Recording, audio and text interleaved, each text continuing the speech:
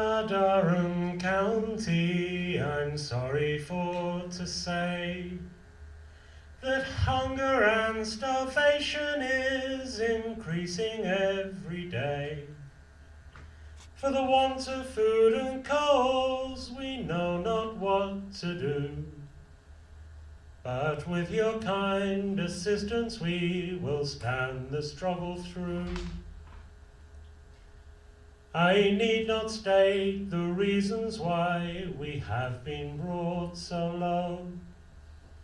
The masters have behaved unkind, which everyone will know. Because we won't lie down and let them treat us as they like. To punish us, they stop the pits and cause the present strife. With tyranny and capital, they never seem content, unless they are endeavouring to take from us %. If it was due what they request, we willingly would grant. We know it's not, therefore we cannot give them what they want. I'm here to tell you about how difficult it's always been to fight for our rights, but also to offer some encouragement, because we do get there in the end. Normally it's long after we're dead and buried, but hey, we can't win them all. Sure, we're not doing so well on land ownership or wealth distribution, and the climate situation is looking pretty desperate right now. But don't forget that here in the UK we ended the divine right of kings. We have universal suffrage. We have limits to working hours, sick pay, paid maternity leave.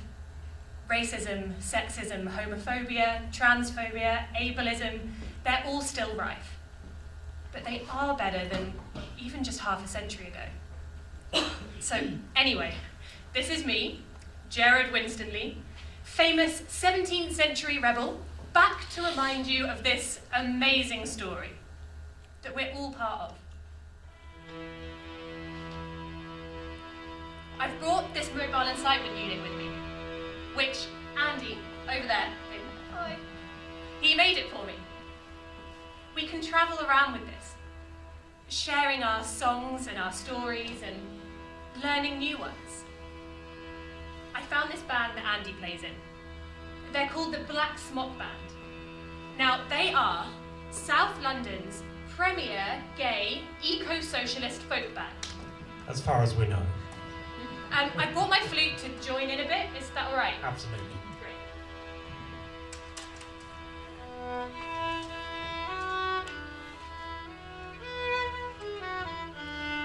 So if history is a story that tells us how we got here, then history is also a story that tells us who we are. So while you're listening to this next song, think about what it would mean if the Wren was Richard II, as many people think it is, and if it's a song from the Peasants Revolt. Oh, where are you going, said Melda to Melda. Oh, we may not tell you, said fair sword to foes. We're going to the woods, said John the Red-Nosed. We're going to the woods, said John the Red-Nosed.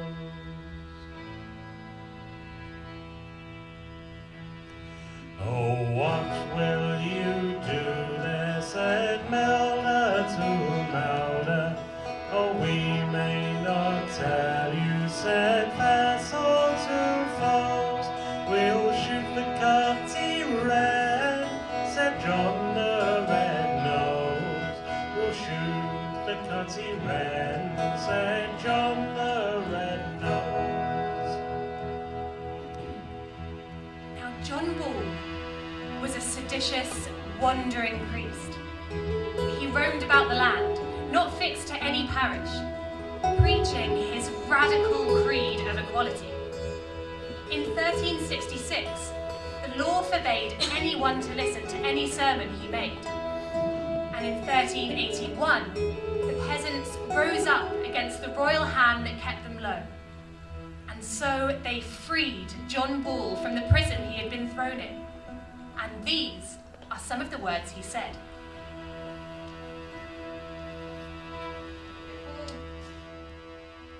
When Adam delved and Eve span, who was then the gentleman?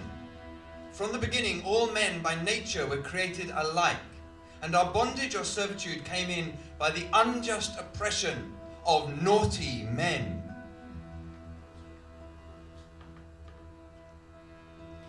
Oh, how will you shoot her, said Melda to Mauda. Oh, we may not tell you, said Faisal to foes.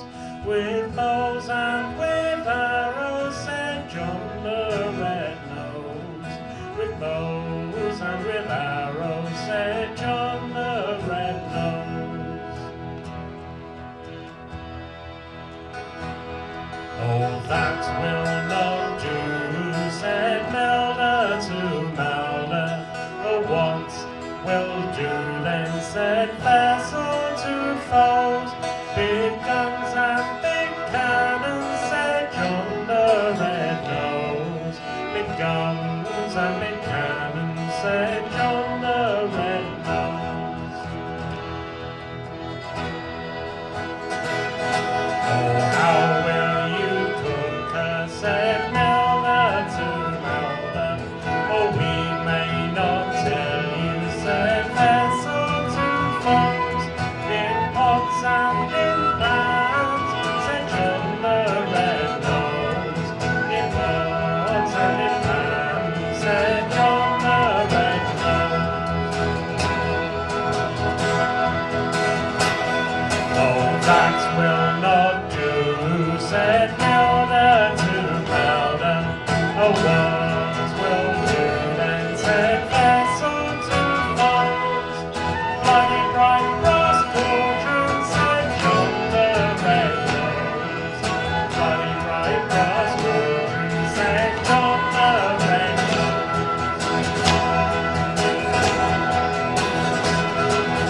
Then the spare ribs, said Melda to Melda.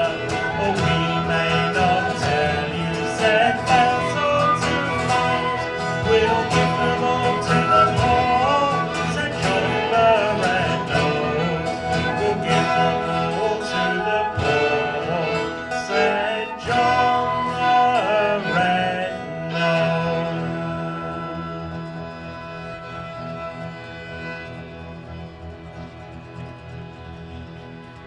It was an amazing sight. Camped at Blackheath and just up the road in Mile End. Imagine a surge of bodies closing in on the capital. A collective rejection of serfdom, of high taxes, of the saints of the conventional church and the corrupt priests that lift them high. It was a glorious failure, of course.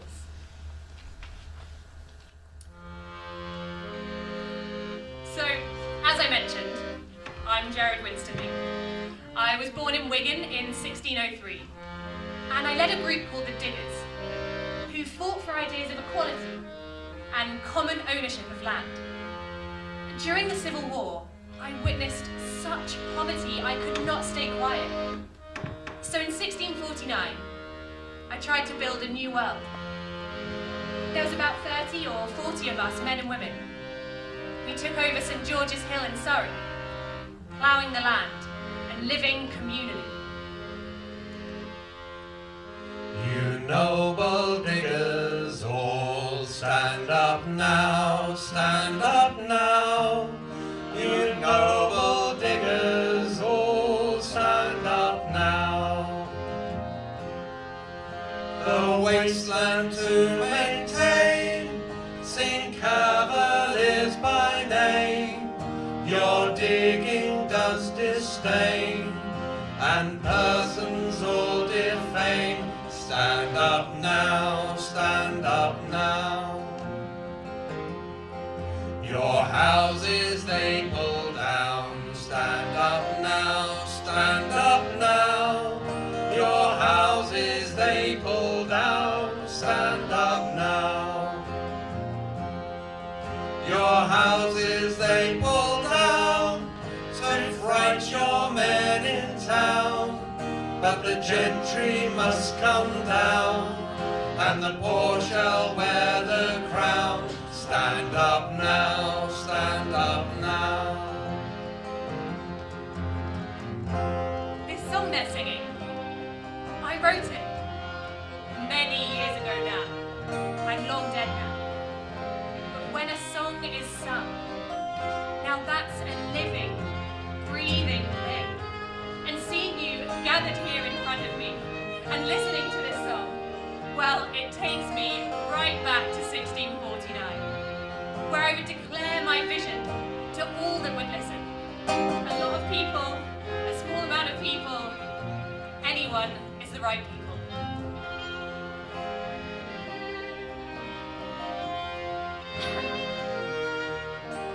For as the enclosures are called such a man's land and such a man's land, so the commons and heath are called the common peoples. And let the world see who labours the earth in righteousness, and let them be the people that shall inherit the earth. Whether they that hold a civil propriety, saying, this is mine, which is selfish, devilish, and destructive to the creation, or those that hold a common right, saying the earth is ours, which lifts up the creation from bondage. Was the earth made to preserve a few covetous, proud men? Okay. I know this is all quite wordy, but honestly, people loved it in 1649. But for now, I'll leave you with my song. With spades and Hoes and plows, stand up now, stand up now. With spades and hoes and plows, stand up now. We'd love you to join in on the chorus. Your freedom to uphold, since cavaliers are bold, to kill you if they could, and rights from you to hold. Stand up now, stand up now. the gentry are all round. Stand up now, stand up now. The gentry are all round. Stand up now. The gentry are all round. On each side they are found. Their wisdom so profound, to cheat us of our ground. Stand up now, stand up now. The lawyers they can join. Stand up now, stand up now. The lawyers they can join. Stand up now. To arrest you they advise, such fury they devise. The devil in them lies, and hath blinded both their eyes. Stand up now, stand up now. The clergy they come in. Stand up now, stand up now. The clergy they come in. Stand up now. The clergy they come in and say it is a sin that we should now begin our freedom for to win. Stand up now, stand up now. To conquer them by love, come in now, come in now. To conquer them by love, come in now. To conquer them by love, as it does you behold. For he is king above,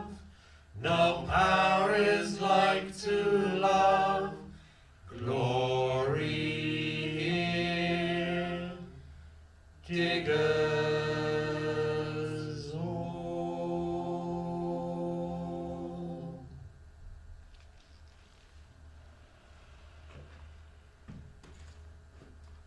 So, we lived and worked on St George's Hill for a year, except we called it George Hill, as we refused to recognise the conventional saints of the church. But we were repeatedly attacked and beaten. In 1650, local landowners, they sent in armed men to destroy our community. They set fire to our communal houses. The government did nothing. So my vision, it was short-lived. The diggers were broken up, and I lived to see the restoration of monarchy. But I hope that the legacy and words of my time have remained, sowed the seeds for future generations, so to speak. Which, speaking of which... So, jumping forward a bit, the enclosures in which vast amounts of land were taken from the people and given to private ownership peaked in the 18th century. Enclosure shaped our country, not just physically, but also socially and economically, in the forms of our fields and not just socially and economically, but also physically, I meant to say, in the form of our fields and hedgerows and paths and changing habitats and wildlife. But the biggest shock was the loss of access to land and the guarantee of basic survival that came with it. So the great poet of this transformation was John Clare, who witnessed the enclosure of his native Northamptonshire and a loss of a whole way of life. So I'm going to read a short bit from a poem he wrote called The Moors. Now this sweet vision of my boyish hours, free as spring clouds and wild as summer flowers, is faded all. A hope that blossomed free and hath been once, no more shall ever be. Enclosure came and trampled on the grave of labour's rights, and left the poor a slave, and memory's pride, ere want to wealth did bow, is both the shadow and the substance now. Clare, as it happened, also played the fiddle and collected folk music. And so I'll just play you a little bit of a tune that he collected and played.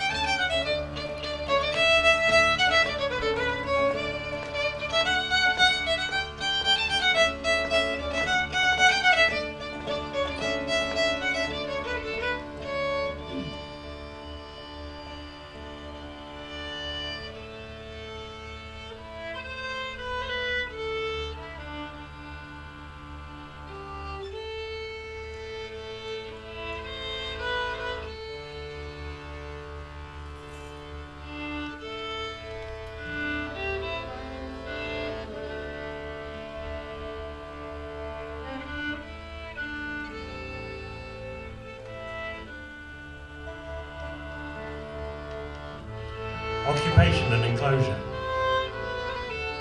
Acts of claiming ground. One for the people and one from them. They're themes that run through our history. On the one hand, what was once held freely and in common, becoming privatised, fenced off, monetised, forbidden. And not just farmland, but public services, personal data, urban spaces. And on the other hand, the diggers, the women of Greenham Common, the tents around St Paul's Cathedral, E15 mothers. History too can be enclosed.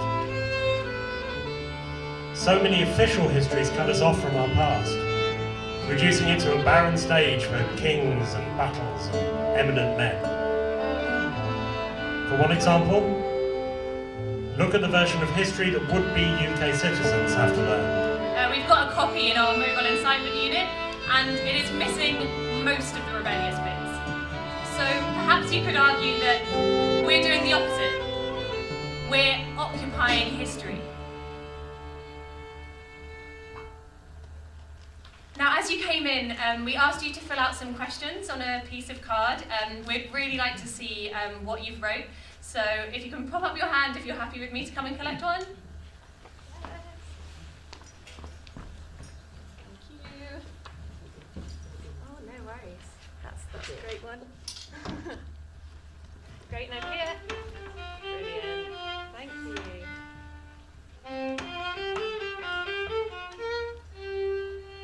So the first question, for anyone who didn't know, we asked what protests or campaigns or demos has anyone in this room been to? And we've got some good answers on here, and I'll just read out a couple. So one was in the 70s and 80s against the building of a nuclear power station. In 1976, the Notting Hill riot and protest, and this person has said they've been to hundreds more since, which is what we like to see. A few anti-capitalist protests. First one had a feminist agenda, axe the tax, exclamation mark. Another poll tax riots, 1986, a teacher strike they went to with their teacher.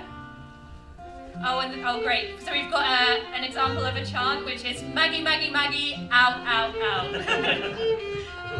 So nice to have that example. Thank you. It's amazing to see how many things people have done in this room right here to change the world. So if you're interested in the history of England, you will often learn the long story of this country by using the names of the kings and queens as hooks to kind of hang the narrative on. And it is an amazing story, all these horrible things that the royals and nobles all did to each other. It's like a really long-running soap opera. But the thing about that version of the story is it leaves a huge part of the story out. It leaves a huge part of the population of this country out. For instance, what about the struggles of the working class? What about their progression through the years? There are different histories that run alongside the official history of the kings and queens. So as English society moved from the old medieval system where people had rights to the land in return for military service for their lords, towards one where a system where landowners controlled all of their land directly and hired labourers to work it for them, the people became more and more reliant on wages and less on their own ability to work the land. As their freedom increased, their poverty increased with it. When the Black Death killed off half the population, the workers could demand higher wages and began to move up in society as free people. The nobility tried to stop them, and the peasants revolted. Over the next few hundred years, the people slowly lost rights to the land that had been theirs to farm, as the fields were enclosed. With the Industrial Revolution, the people moved to the cities and left the land behind completely. They were now entirely reliant on wages and were powerless against harsh conditions, wages that could be lowered at whim, and unemployment, which for the first time in history now became a serious problem. So the people began to organise, to fight for better wages, more secure employment, and better conditions. They began to form unions.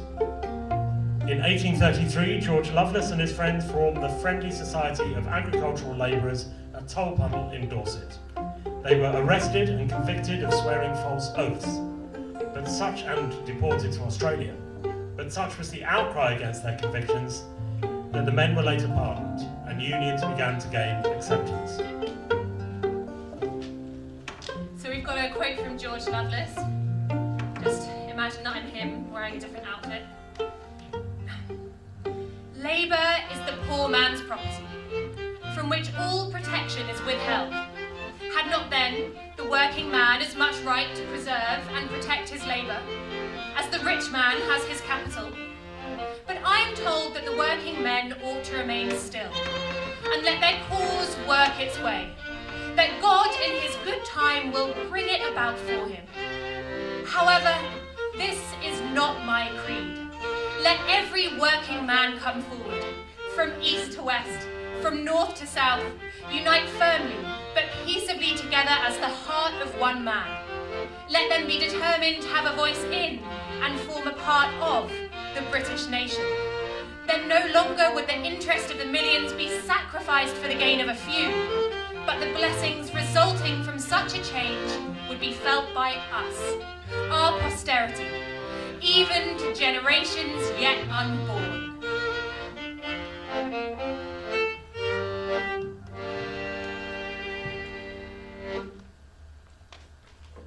So this next song that we're going to do is from the 1870s, and it just gives us a little glimpse into the struggle between the landowners and the labourers as people began to organise and fight.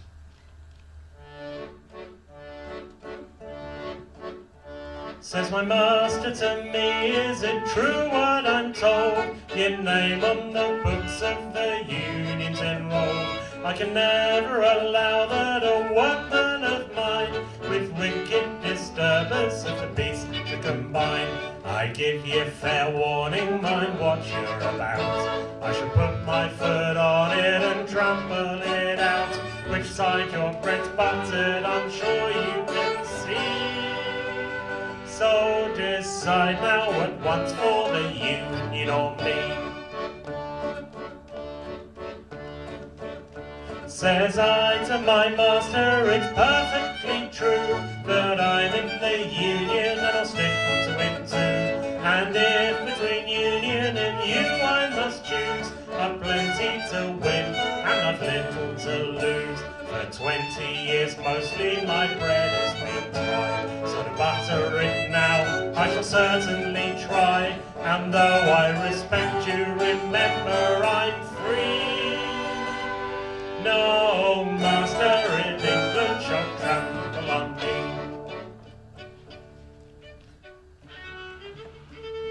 So also close to here was the Match Girls, just down the road in Bow.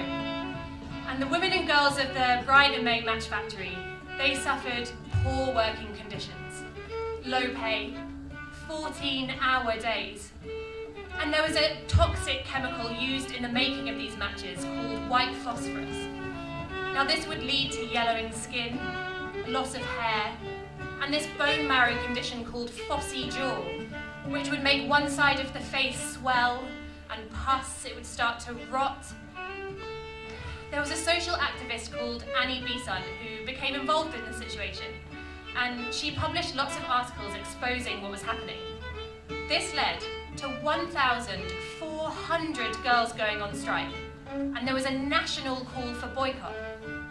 The factory owners, they ended up conceding.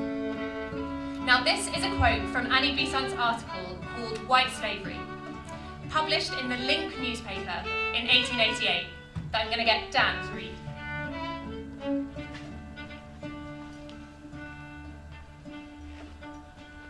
Born in slums, driven to work while still children, undersized because underfed, oppressed because helpless, flung aside as soon as worked out. Who cares if they die or go on the streets, provided only that the Brighton May shareholders get their 23%, and Mr. Theodore Bryant can erect statues and buy parks. Oh, if we had but a People's Dante to make a special circle in the Inferno for those who live on this misery and suck the wealth out of the starvation of helpless girls. The campaign gained national publicity, and all sorts of newspapers from every political persuasion weighed in on the situation. So this is from the Times in June 1888. The pity is that the match girls have not been suffered to take their own course, but have been egged on to strike by irresponsible advisers. In contrast, William Stead from the Pall Mall Gazette in July 1888. The story is full of hope for the future, illustrating as it does the immense power that lies in mere publicity.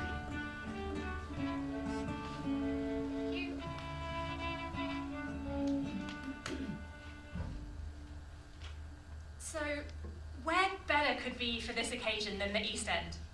It's been a site of protest for centuries. It was where the most radical of the suffragette groups were based. Just around the corner, the East London Federation of Suffragettes. They had their own branches in Bow, Poplar and Stepney. See, it was just beyond that door. Every street sings with past struggles. So draw a line, I'd say, from this moment now. Draw it backwards and forwards. Draw it to Boadicea, and and her refusal to submit to the Roman yoke. Draw it to Ned Ludd, smashing 2 stocking frames in a fit of rage, and those that came after whose rage was considered and deliberate. Draw a line to the night of the 29th of January, 1996, a factory in Morton in Lancashire, where 4 women are smashing up a hawk jet with hammers. To the Me Too movement, and the women who faced police violence whilst holding a vigil for a woman killed by a policeman. Draw it to the Chartists, meeting in the park up the road to demand the extension of suffrage. Draw it to Wat Tyler and the Peasants Revolt, to Fridays for Future and their school strike for climate. Draw it to St Mary's Church, Putney, to 1647, where for the only time in history a standing army debated its own policy and its own future, officers and commoners alike, where Colonel Rainsborough said, "For really I think that the poorest he that is in England hath a life to live as the greatest he." Draw a line to Oxford Street, where the suffragettes are smashing the windows of shops again and again. Draw a line to Bristol Harbour, where Black Lives Matter protesters are toppling the statue of a 17th century slave trader into the water. Draw it to Herod the Wake and his anti-Norman insurrection, to Peterloo, where people were massacred simply for attending a protest for democratic reform. Now draw it to yourself. Here. Now.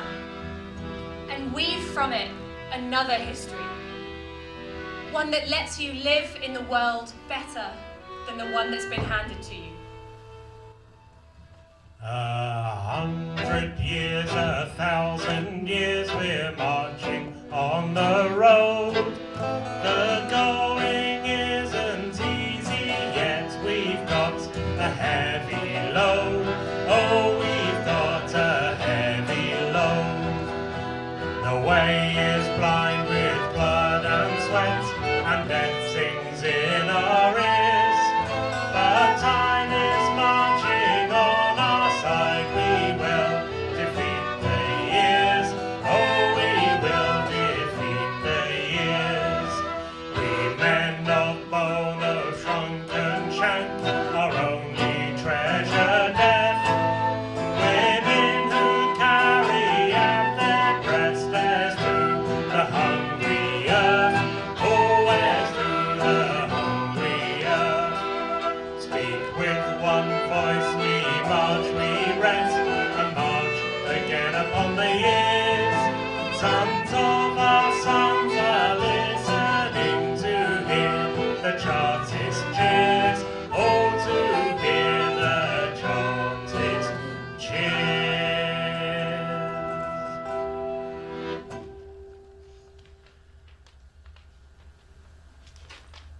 They ended in failure too. Like so many before. The same story we've heard 1,000 times.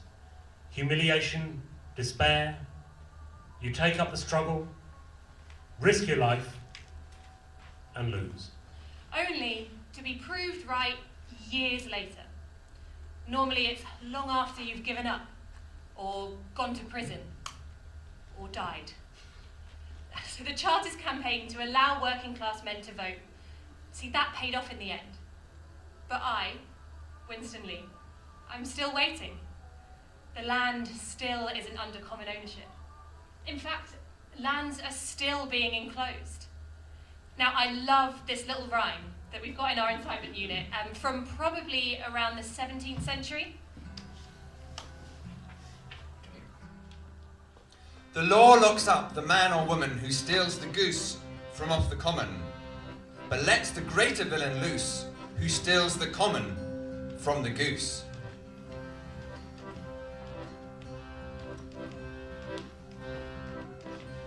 The oar is waiting in the turns, his nose up on the fell. Can he focus leaping, yet the lad is free to sail.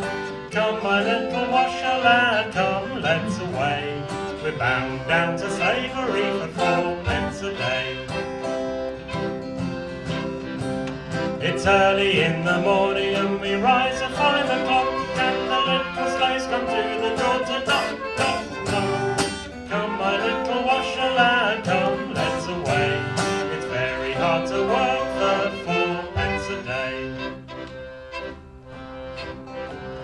My father was a miner and he lived down in the town. Through hard work and poverty that always kept him down. He aimed for me to go to school, but price he couldn't pay. So I had to go to the washing rate with 4 pence a day. My mother rises from her bed with tears on her cheeks, puts my wallet on my shoulder, which has to last a week. It often breaks a great big heart when she to me to say, I never thought I would have worked for 4 pence a day. 4 pence a day, my lad, and very hard to work, and never resolute from a profit-looking lad. His conscience it may fail, and his booty will give way, and it raise us our wages to 9 pence a day.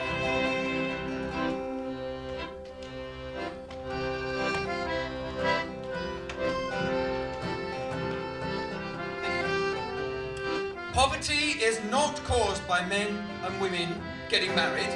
It's not caused by machinery. It's not caused by drink or laziness, and it's not caused by overpopulation. See, this is Frank Owen. It's caused by private monopoly. He's not real. Not like me. That is the present system.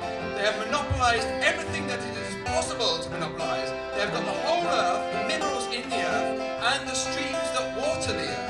He's a fictional character in Robert Tressel's novel, The Ragged Trousered Philanthropist. The only reason they have not monopolised the daylight and the air is that it is not possible to do it. He's a worker in the building trade and a committed socialist.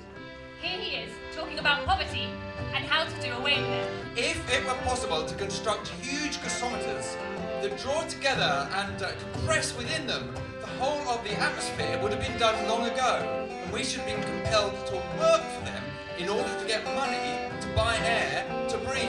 It's kind of cheating to talk about him as though this is history. I mean, everything's always a lot easier in fiction, but it was written.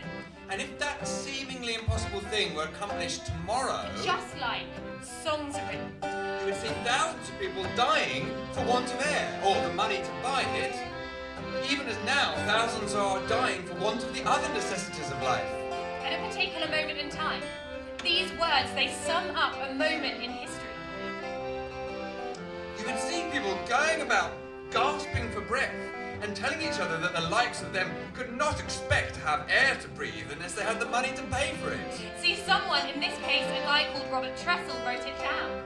That happened. See, no one ever actually said these words. Most of you here, for instance, would think and say so, even as you think at the present it's right for so few people to own the earth, the minerals and the water, which are all just as necessary as is the air. Though they're being said now. It's exactly the same spirit as you now say it's their land, it's their water, it's their coal, it's their iron. So you would say it's their air. These are their gasometers, and what right have the likes of us to expect them to allow us to breathe for nothing?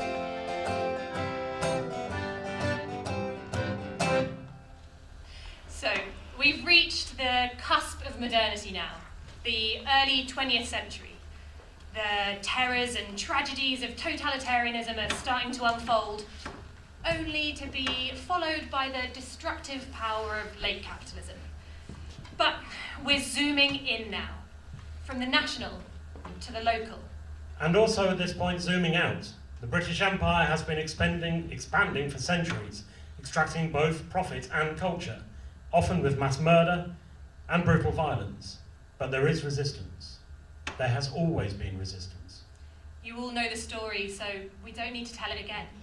How these East End streets have first become a refuge, then a home, then a community for Huguenots, Jews, Irish, Bangladeshi, Somali, and more. And you know as well as any of us how their story is as central to the story of this island as any other. The American Revolutionary War, the Anglo-Zulu War, the Moran Bay Uprising in Jamaica, Kittu Chinama's rebellion against the British East India Company. In 1782 came the Sylhet Uprising, in which perhaps ancestors of many here in East London took part. And then in Easter 1916. Just at about the time that our story has reached, Irish nationalists rose up against British rule in a doomed rebellion. Yet another failure that bore fruit only years later and is still unresolved to this day. Paul's family, they came over in the 19th century, escaping pogroms in Central and Eastern Europe, bringing folk tunes like this.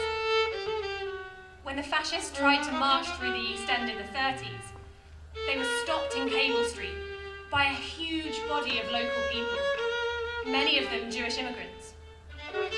And then as we move to the post-war period, we see the empire collapse rapidly, with Indian independence leaving Bangladesh trapped as part of Pakistan, unable to speak its own language. But we particularly want to celebrate the community that's here today, and the people who fought for it, not just against violent racists like the ones that killed Altab Ali, but against the deep, systemic racism of a country built on colonialism.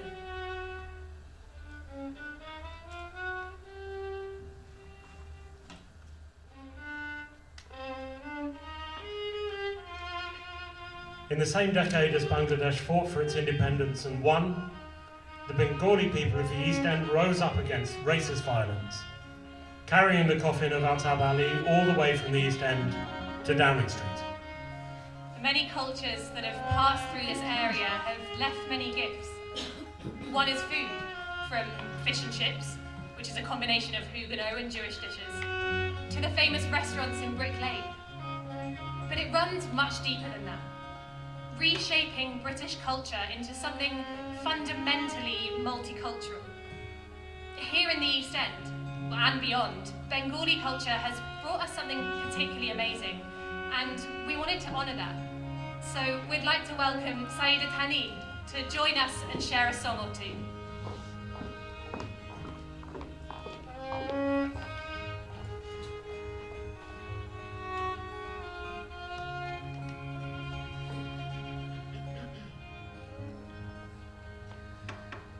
এই বাংলার মাটিতে মাগো জন্ম আমায় দিও এই বাংলার মাটিতে মাগো জন্ম আমায় দিও এই আকাশ নদী পাহাড় আমার বড় প্রিয় এই বাংলার মাটিতে মাগো জন্ম আমায় দিও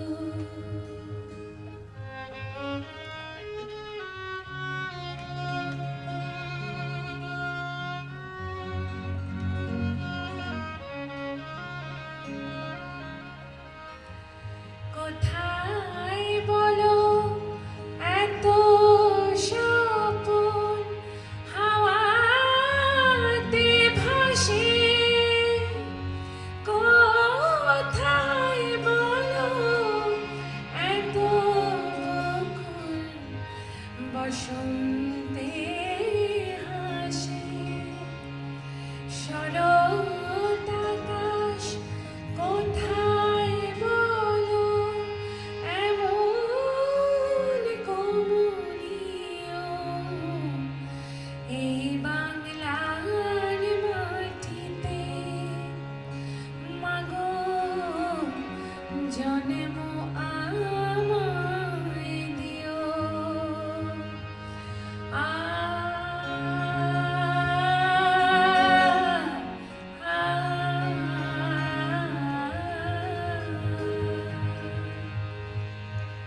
বারো মাসে 13 পাবন বলো কোথায় আছে মেঘের ঘটা দেখে এমন ময়ূর কোথায় নাচে 12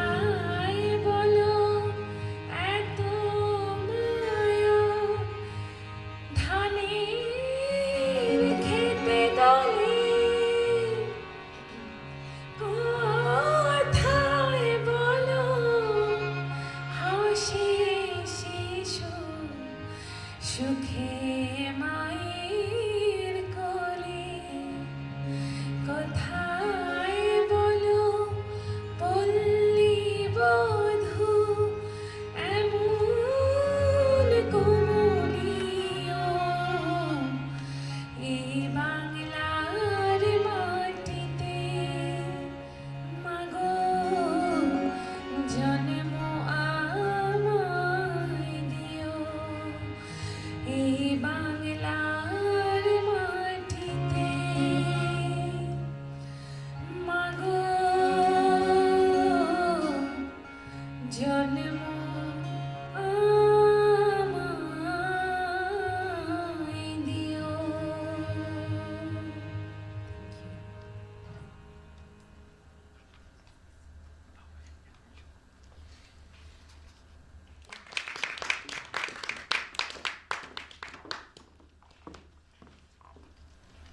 So, I don't know if you've noticed, but we don't seem to be living in a glorious leftist utopia yet. We have noticed. We've had all of these revolting peasants and diggers, these chartists and suffragettes. Were they all steps along the way? Here in 2021, have we achieved everything that these revolutionaries could have dreamed of? And if not, when are we going to? And now we see again the rise of the far right, looking to give us their version of a hopeful story to believe in. Is there a message of hope today that's coming from the left? Has there ever been? After all this resistance, are the forces of hate and oppression winning? I mean, I became an estate steward for an aristocrat. I lived to see the restoration of monarchy. I kept my vision alive, though. I kept writing. My dream for equality for all men. Look, I'm not saying that it was all a waste of time, but from a certain perspective, you could say it was all a waste of time.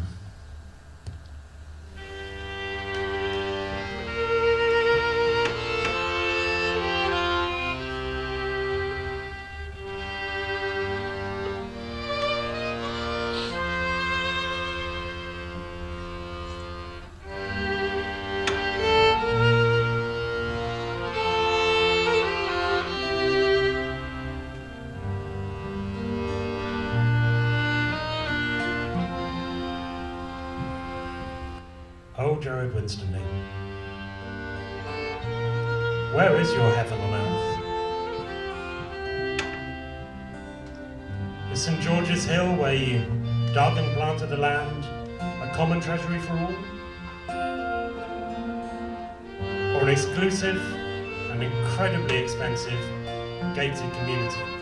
Spoiler, it is an exclusive and incredibly expensive gated community. Seriously, look it up on Rightmove. Oh, Gerrard Winstanley, that which you have planted has been torn up, and in its place, a luxury mansion set amongst the hills. Guide price, £12.5 million.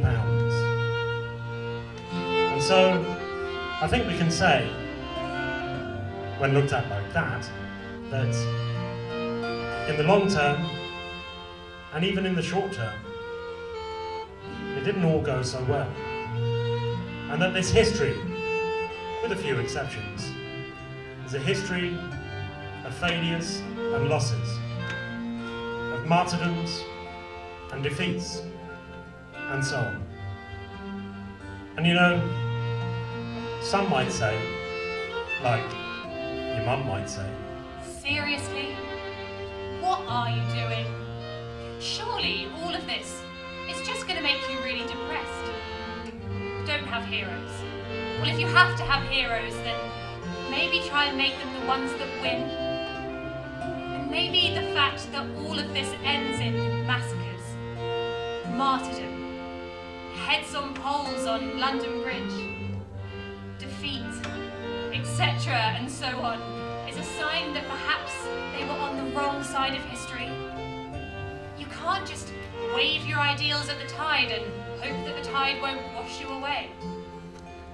These stories don't end well. And you're like, For God's sake, Mum, who asked you? And also, and go with me here, Mum, perhaps some seeds take a long time to flower, like 1,000 years or so. And a failure, written in song, is also, if you think about it, a victory for as long as there is breath to sing it. perhaps these stories are not finished yet. So we don't yet know how well they end. Perhaps the dead line up behind us, you know. Point the way sometimes. Hold our hands sometimes. Nudge us forward sometimes. You know? And your mum's like, whatever. And you know you've kind of won the argument.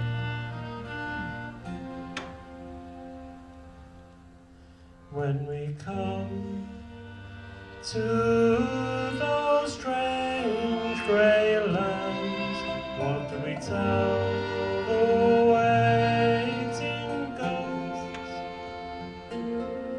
That we've dug over their brittle bones, turned their victories to empty boasts, and the causes they gave their lives for were sold for silver and gold. The future they gave their lives for left their visions to grow cold. What do we tell the ghosts at the fading of the day? What do we tell the ghosts that we threw it away?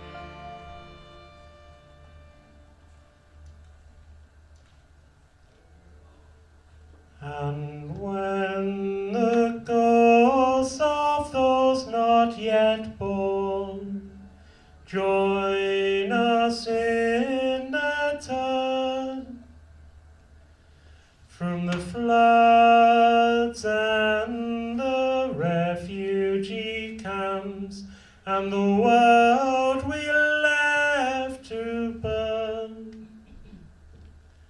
when they to join us in their time follow us to these strange grey lands, what do we say to those waiting ghosts as they show their empty hands? What do we tell the ghosts at the fading of the day? What do we tell the ghosts that we threw it away?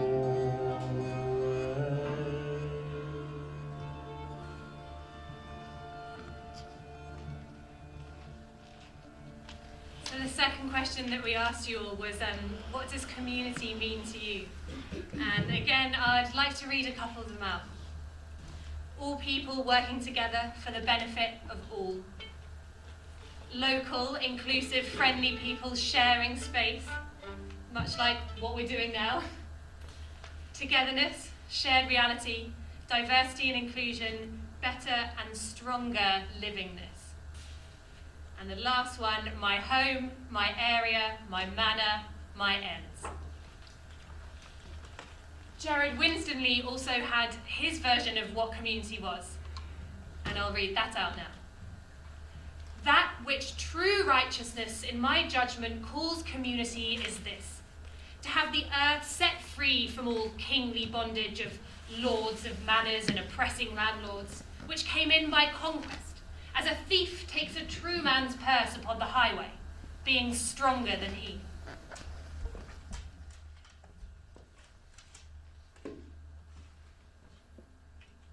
One, two, three, four.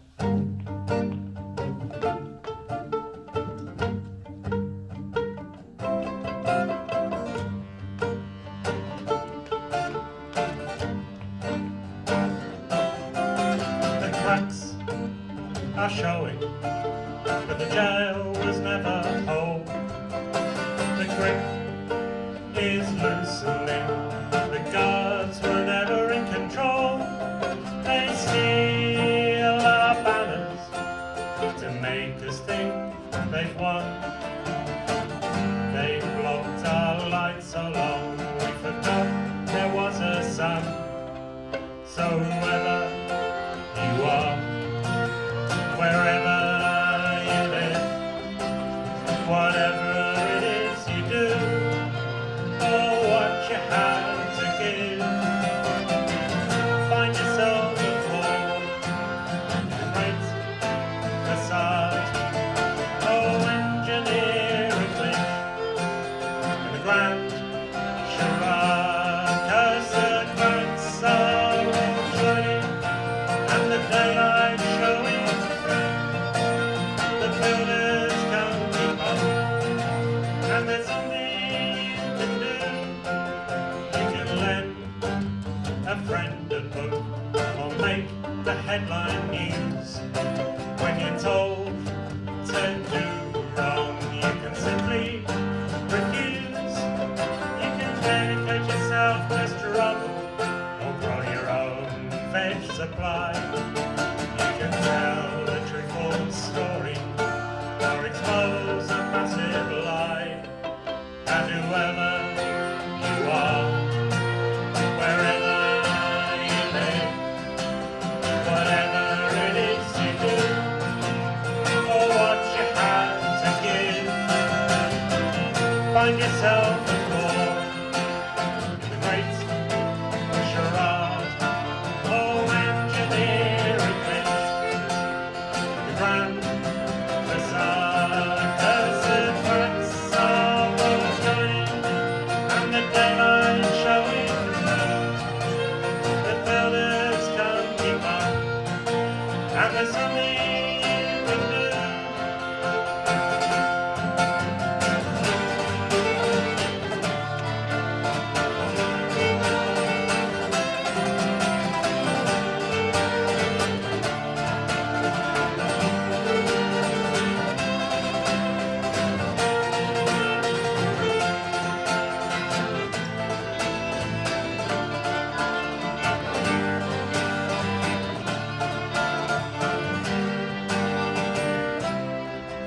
Cause whoever you are, wherever you live, whatever it is you do, or what you have to give, find yourself a form in the grand charade, oh, engineer a glitch in the great facade, 'cause the cracks are all shining, and the daylight showing through.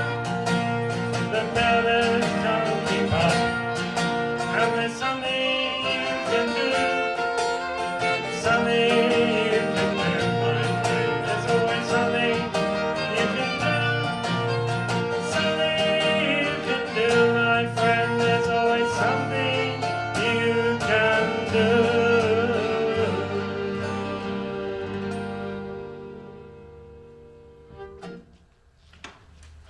there's a thing that we were discussing when we knew that we were coming here, and we made a note of it.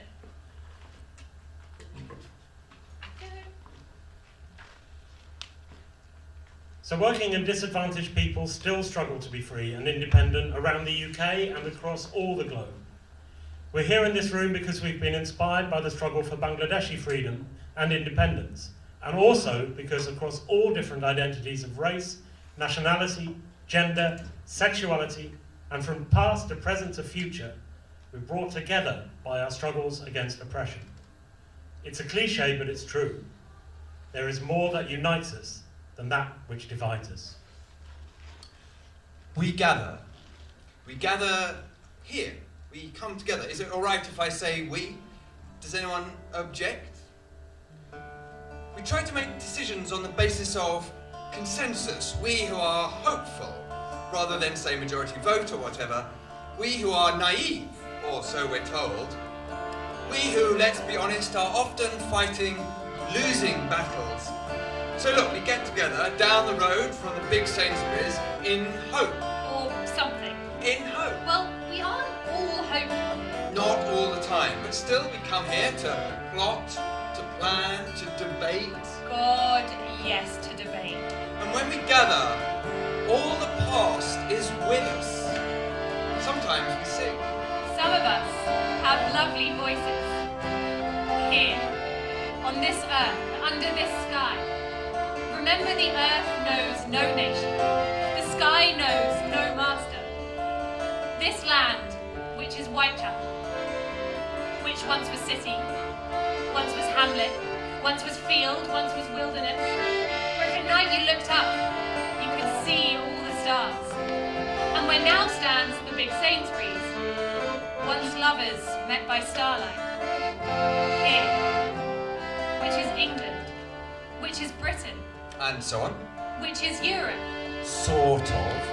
England, which has been owned, bought and sold, lived on and in, fed and watered, choked and poisoned. We meet here, administered and governed, shared, given, taken, conquered and enclosed, to plot, to plan, to sing occasionally. Here, in song which is breath, which is caught by the wind and disappears, which is gone in the moment of its utterance, which remembers, which heals. We gather here in song, song in which all the past lives, song in which all past lives live. Here, in song where the dead gather, all like water, like an ocean, The dead. uncountable, The dead. who in number will never decrease, The dead.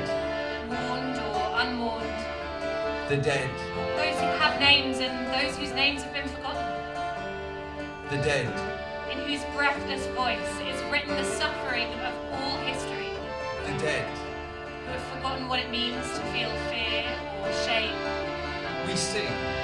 the dead whose struggles were futile, except in song. We sing.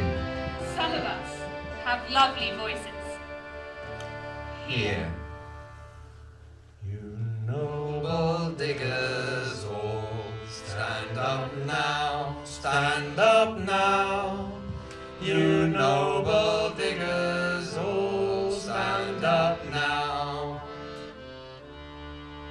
The wasteland to maintain, sing cavaliers by name. Your digging does disdain, and persons all defame. Stand up now, stand up now. So it has been said that history is written by the winners. But I say we do not yet know who the winners are. 'Tis too early to tell. And I ask of you, regardless of who writes history, who sings history? 'Tis sung by voices, and voices being the property of women and of men are truly a part of the Commonwealth. Now a king's voice may crack and croak, a CEO may rasp and wheeze, but the lowest may find that an angel has sent to us a voice to tear down walls, to assail the highest, to raise up the common from their oppressed state, to provoke laughter and tears and sublime reflection and glorious action. Oh, 'tis of an old farmer, I must bring him in. He steals our commons and thinks it no sin. He builds up his fences to hold all his sheep, and kicks us all often to starve and to weep, singing honesty's all out of fashion.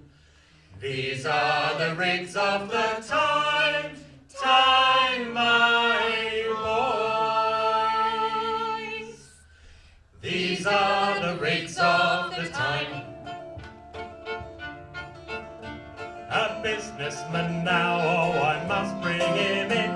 He sells others' labour and thinks it no sin. He fights all our unions to keep us in place, but keeps all his profits to feed his fat face, singing honesty's all out of fashion. These are the rigs of the time, my boys.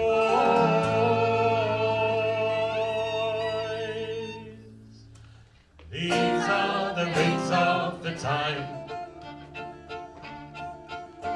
Now an unpolitician, I must bring him in. He locked up the women and thought it no sin. He did all he could to deny them the vote, but cannot agree we're all in the same boat, singing honesty's all out of fashion. These are the rigs of the time, my boys.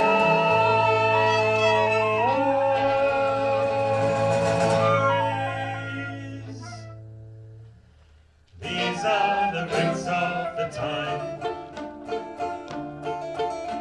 A nasty old bigot, I must bring him in. He tries to control us and thinks it no sin. He rules our parties on how we should act, but love should be free and we know that's a fact, singing honesty's all out of fashion. These are the rigs of the time, my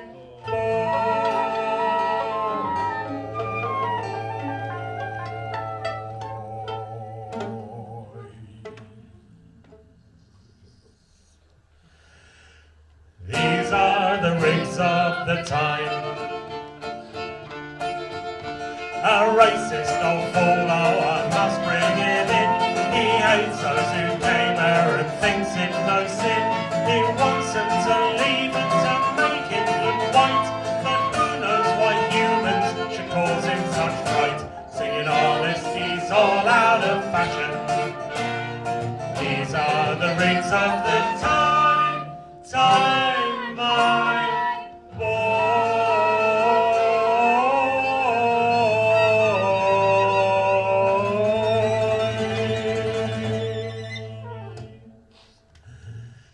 These are the rigs of the time. Now the very best plan that I do declare is to sweep them all up in their own stinking air, and when they get up, the bubble will burst, and the biggest rascal come tumbling down first, singing honesty's all out of fashion. These are the rigs of the time, my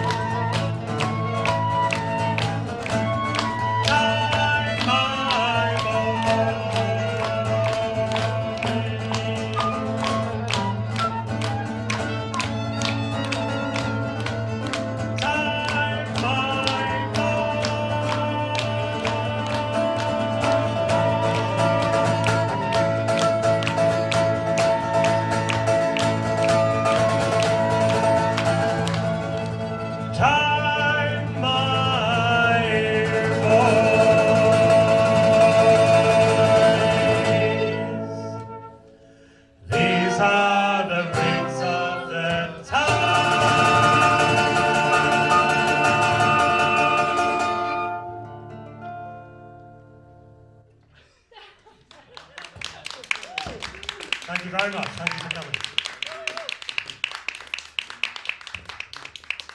And to Saeed Atani, thank you for coming as well.